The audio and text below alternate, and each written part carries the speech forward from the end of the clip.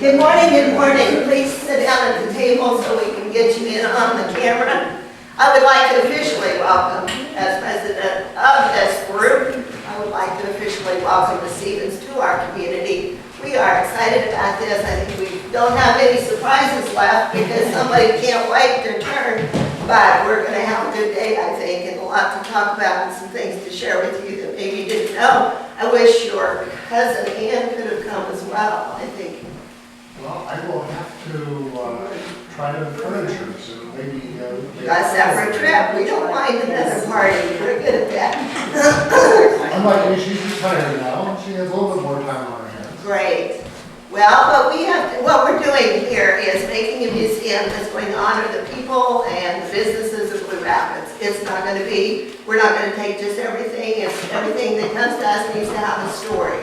And I don't think there's anything we could possibly have that would have more of a story than this diary that you're bringing us today. Because those people who were brave enough in 1870 to leave the high society of the state of New York and come out here to the boondocks are our heroes. And they're, of course, our founding fathers. So it doesn't get any better than that.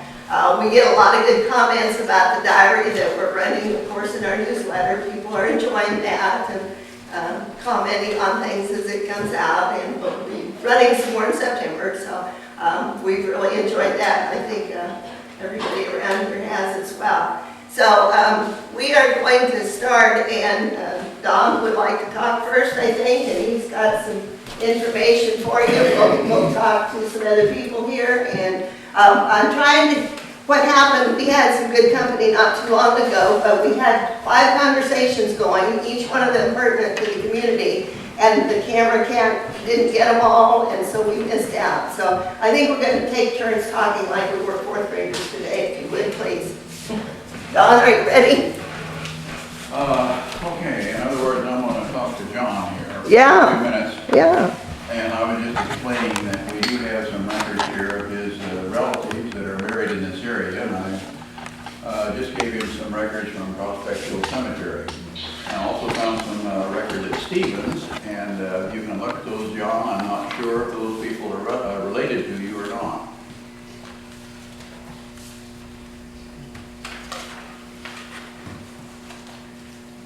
Now, here is part of the family names. I would imagine that they are. Well, if they are, then there's undoubtedly other sisters and brothers, and et cetera, buried here also in that family. Also, these are records of what they have on file over at the Blue Rapids Library. That gives names of all the Stevenses, and it references the newspaper, the date, as well as the page number and column, or you can look up the obit. And other records, marriage, they're identified in the one column here. If you read it, I think it'd be self-explanatory, but it has an event column, marriage, death, or burial, etc. Use that for your research. I also found out I had copies of the early Gage County, Nebraska files on the computer. And all these records are available here at the Historical Society. I've turned them all over to the Society, and Pat is making a determined effort to get familiar with the files and how to work with them. I've been spending a little time with her, and I think she's going to make it great eventually. At any rate, now this is the Gage County, Nebraska records, and I see in here that there is a Phineas R. Stevens, father of the bride. Mother of the bride was Elsie F. Johnson. The bride was Rosetta Stevens. Now, I do not find that name in the records anywhere. I'm not familiar with it. And I'm not familiar with that either. At any rate, the other members of the party, father of the groom was John Adams. Oh, wait a minute. I may have 2 records in here, no? 265. They got two fathers that grew my Gideon W. Birch. Now that name sounds familiar, doesn't it? Because I found that on your prospect records. And the Billingsley, that's familiar, and Dudley. So anyway, there's something there you might look into if you want to get a copy of the marriage license. And I believe that's all I have as far as the records go. Now, I think, I don't know what Pat expects me to talk about, but we made a trip out to the Phineas Stevens farm here a month or so ago, and I made a sketch as I remembered it from the farm.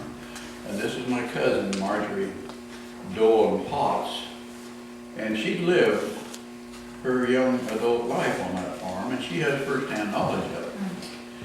So if you have any questions, she's the gal to talk to. Is it still a farm, still operating? It's still farmable, but my folks had to move because of the Tuttle Creek Dam, which went in, was that 52? The farm, that what? When they had to move on to the farm, was that 52? That sounds about right, yeah. So they built a big dam and they got all in an easement. Right now, it's an easement. And what I remember about the farm was the railroad went between the house and barn.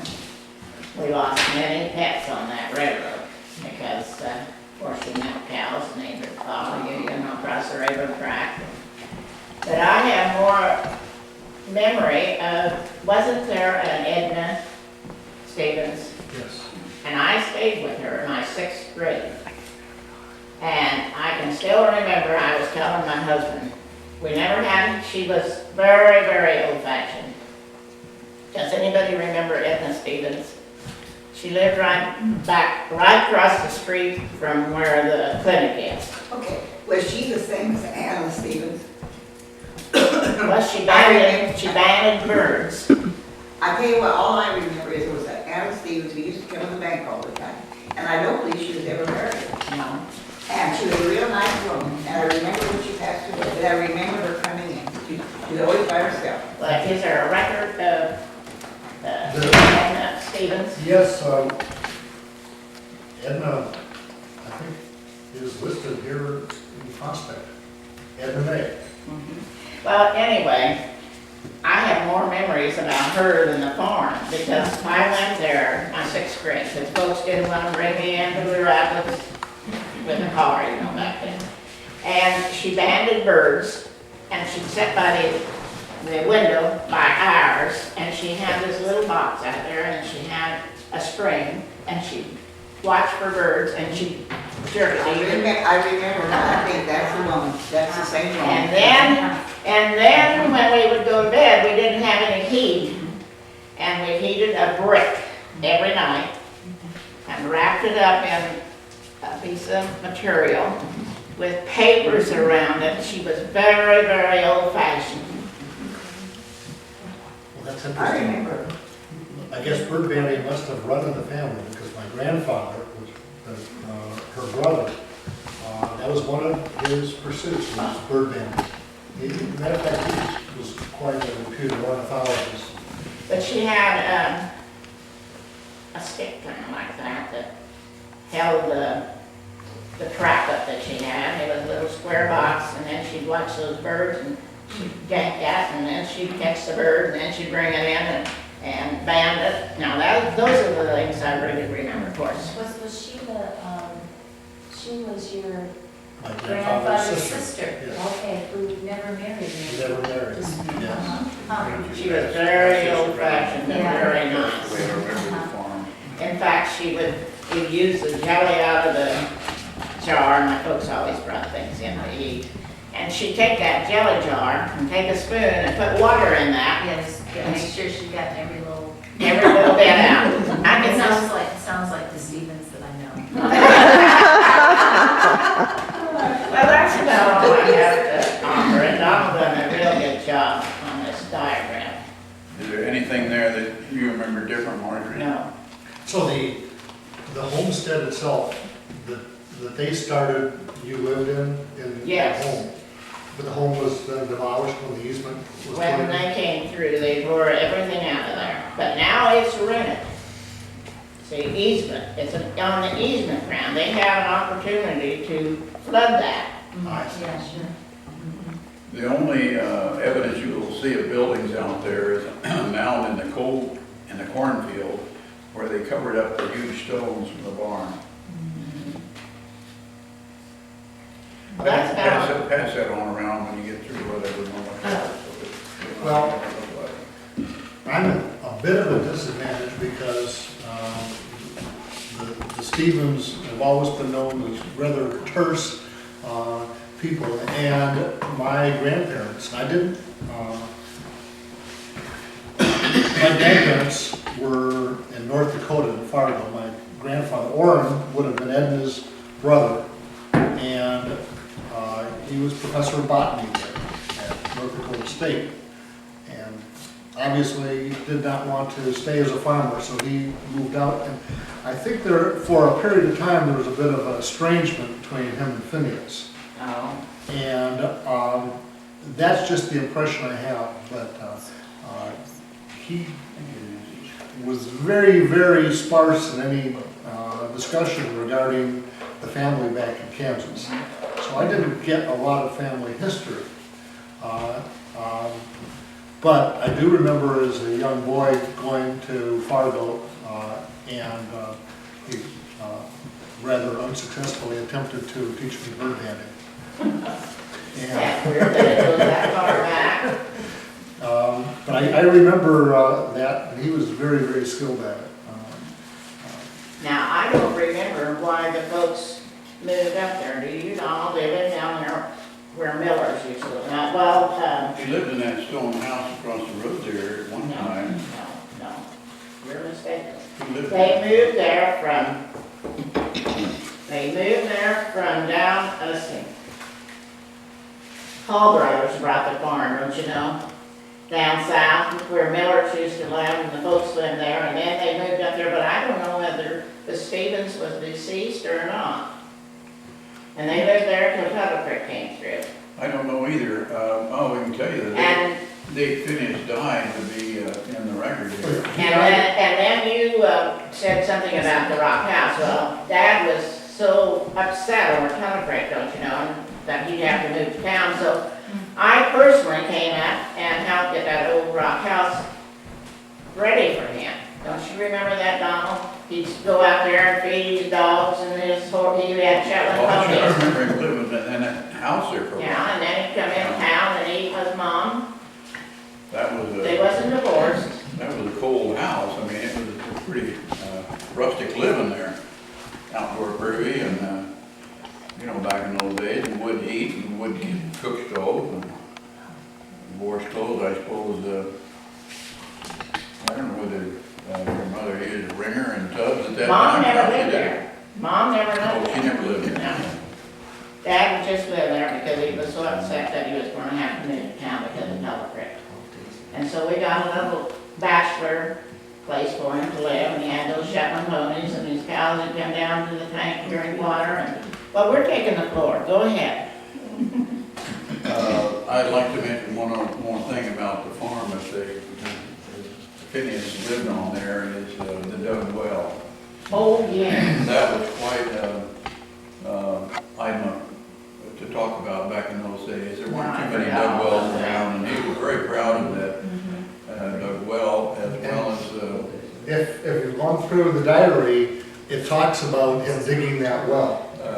Marjorie's dad was very proud of that. Anytime anyone would come out to visit, you know, he'd have to take them over to the well and let them turn the crank, get a drink of water out of it. It was very, very good tasting water. But now they think he was going to die if you drank that water that came out of that hole. What's that? In living, it was a wooden bucket we would let down in there. I forgot all about the main thing. Sitting here thinking about Anna, didn't she always have a little cap or a little hat that she used to wear? A bonnet. Or bonnet or something? There was something different. Yeah, bonnet. Yeah, it was, I can't remember just what it And was. she raised a tremendous garden. Uh-huh.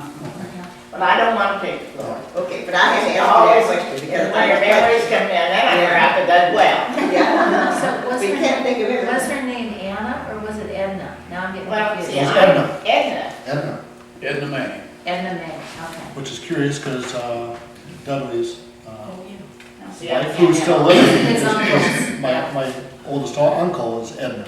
Well, why did you go by Anna then? No. Oh, what? I wouldn't know, but it does indicate Edna in here. Edna May.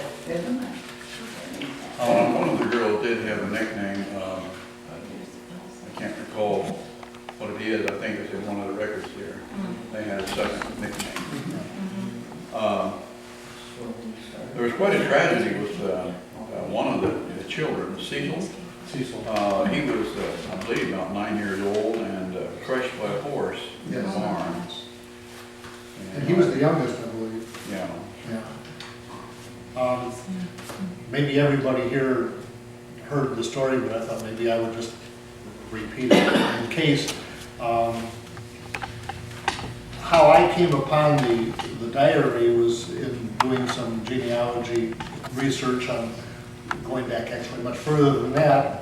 And my Uncle Dudley had inherited a box of genealogical materials from my grandfather, Orrin, Phineas's son. And when I say inherited, I think that box stayed in the attic in North Dakota for about 60 years without being touched. And when my grandfather, who, as I say, was a botanist at the university, and he stayed even as a botanist or professor emeritus into his 80s, working there at the university. But when he got to his 90s, he and my grandmother Anna relocated to California to stay with my uncle and aunt. And so all of their possessions came there. They died out in California. One was 93 and one was 94. And my uncle, going through these materials, came upon the box. And I didn't know it, but he started transcribing the diary, but then this was in his last few years and he couldn't do it anymore. That box, upon his death, went to my cousin Ann, who's in Virginia. And while I was visiting her a couple of years ago, I was asking about some genealogical documents